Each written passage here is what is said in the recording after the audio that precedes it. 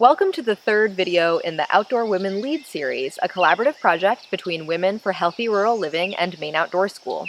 I'm Hazel Stark from Maine Outdoor School, and today we're going to set up a campsite. Whether you're new to camping or an experienced camper, I'll provide some often overlooked considerations for keeping you safe and comfortable in your next time in a tent overnight. So before we set up our campsite today, let's think about some of the benefits of going camping in the first place. One of the great benefits of going camping is the opportunity to engage with the nighttime world. You get to have a really lovely view of the night sky, and you also get to listen to nighttime sounds that you don't normally hear from inside your house. Things like owls hooting, loons calling across a lake, peepers or crickets, depending on the time of year that you go out. Another benefit of camping is it allows you to have an adventure where you can test your skills that you need to use when you don't have your normal supplies or luxuries at hand, like figuring out how to actually set up a tent, figuring out how to cook when you don't have your full kitchen and stove and refrigerator all at hand. And the experience of camping allows you to unplug but reconnect with friends, family, and the environment around you. When preparing for a camping trip, the first step is to figure out where you're going to camp, and there's a big scale of types of options that you can have when you're deciding to go on a camping trip. One is you can go to first come, first serve campsites that are a little bit more rustic, like the public reserve lands in Maine offer, where all you might have is a somewhat level spot and maybe a fire pit available. And then, of course, there are state park campgrounds or other privately owned campgrounds where there's usually some kind of a facility like an outhouse or maybe an entire bathhouse with showers and running water and flush toilets. Then there are glamp grounds, which often are a canvas tent or some kind of bigger structure like a yurt where everything that you can need to have a comfortable night is already there set up for you, and you usually don't have to bring much of your own gear. So once you've figured out what kind of camping experience you want to have, then you need to think about what you're going to bring that's going to allow you to stay warm, dry, well-fed, and comfortable for the entirety of your trip. Figuring out what to bring on your camping trip could be a video on its own, so I'll just say that you need to think about every need and how you're going to meet it while you're outdoors. So once you're in the area where you know you're going to be camping, it's important to take some care when you're deciding where exactly to put your tent.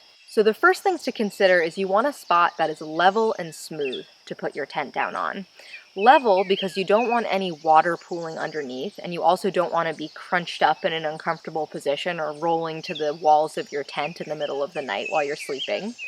Smooth is important because you don't want to have any sharp rocks or sharp pine cones that could potentially poke through the bottom of your tent. Also, when considering the substrate of the ground where you might put your tent, you want to consider what would happen if a flood occurred overnight due to a heavy rainstorm or thunderstorm, and what might happen to that particular spot in that case. Sure, the chances are rare, and maybe you checked the weather forecast before you went out, but you never know, so you don't want to put your tent right on the same level as a river, for example, because river water can go up and down in a storm. Also, when thinking about potential risks to your tent site, you want to look for what's called widowmakers. Widowmakers are the name for big, tall, dead-standing trees or branches that might fall in a wind and could crush you in your tent. Again, the chance of a windstorm knocking that tree or branch over your tent down the night you're there might be slim, but it's just not worth taking the risk. So you really want to look up and down and all around. And the last thing to do before you actually go and set up a tent, which we'll do together here in a moment, is to consider where your sleep space is and where your cooking and food space is. Because when you go camping, you should never have your food or cooking area anywhere near your tent for two reasons. One, tents tend to be pretty flammable, so you definitely don't want to have any source of fire or heat near your tent. And two, food smells can attract animals, especially in areas where a lot of people camp over and over again. So now let's practice actually setting up a tent together.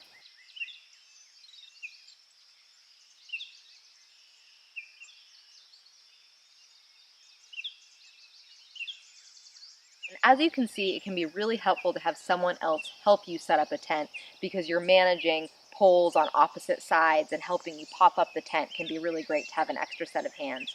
It's definitely possible to do by yourself though, it just takes a little bit longer. So when you have up the body of the tent, it can be really exciting to think about having all of the windows and screens available so you can stare up at the sky all night long. But in Maine especially, we tend to have really heavy dews or fogs or rain on any given night, especially in the summer. So it's always smart to put the fly on to keep it waterproof, which we'll do next. But before we do that, I did want to just highlight that underneath the body of the tent, I have what is essentially a tarp, a piece of material similar to what's already at the bottom of the tent that helps provide a barrier for moisture underneath and protects the floor of your tent.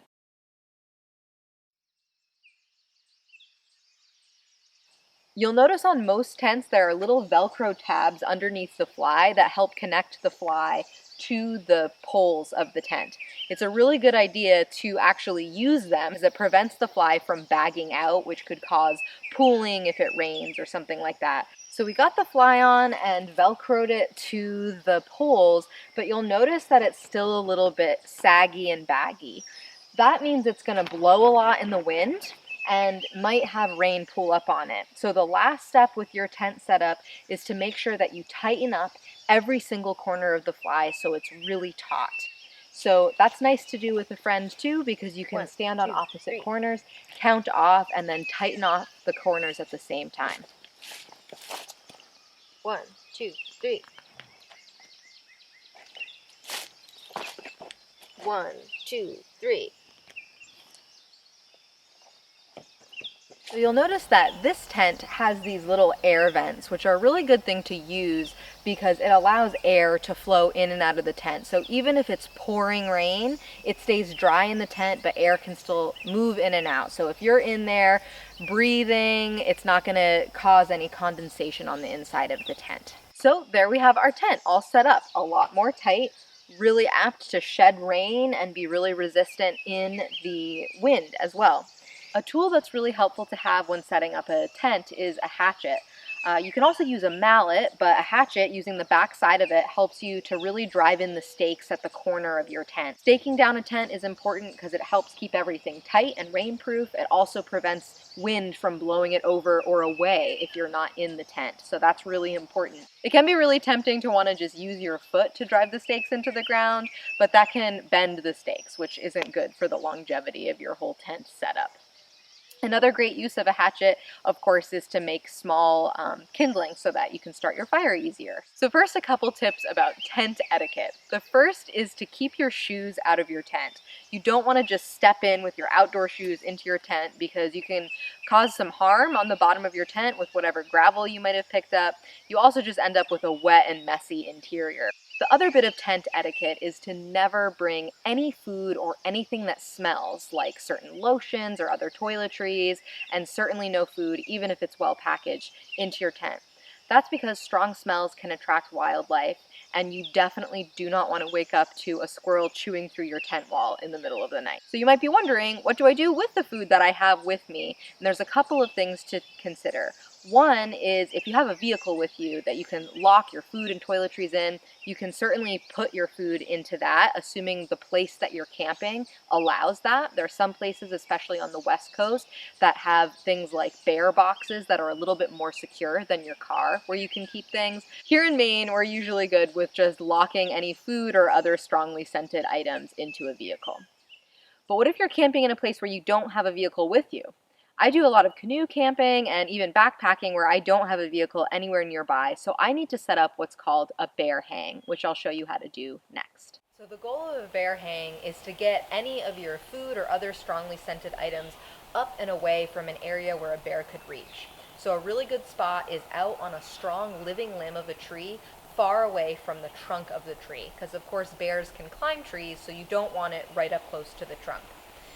It's really important to get your bear hang set up early, so just get it ready with the rope over the limb as early as possible because it can take a lot of tries to get it up over the limb and can be really frustrating if you're trying to do it at night at the last minute. So the tools that I use is a rope rated for the weight of whatever thing that I'm throwing up there. So if I'm out for a week-long trip, I have a lot more food than I do if it's just an overnight. So make sure you know how much weight your rope can hold. And then I usually just try to find a rock or something in my campsite that I can tie the end of that rope to, and then throw the rope up over the limb. Make sure that you're holding the opposite end of your rope before you throw it up there. Otherwise, you could lose your rope up into the tree, which won't do you any good. So once you've gotten the rope over that limb, and yes, it can take a lot of tries to do that, then you're all set to put your bag of food and other strongly scented items to where the rock was. I like to use these dry bags because if it rains, all the stuff inside stays dry, and it has this nice little clip loop that makes it really easy to attach rope to. So you have your food attached, and then you want to attach the other end of the rope to the tree trunk or something else so it stays. Camping, of course, requires quite a bit of extra preparation compared to spending a weekend at home, but it can be so much fun, especially for people who don't have the opportunity to frequently spend extended periods of time outdoors. Thank you for tuning in to the Outdoor Women Lead series with Women for Healthy Rural Living and Maine Outdoor School. Be sure to check out the OWL website where you can access more videos like these, resources to help you develop your outdoor and naturalist skills, and a blog for women.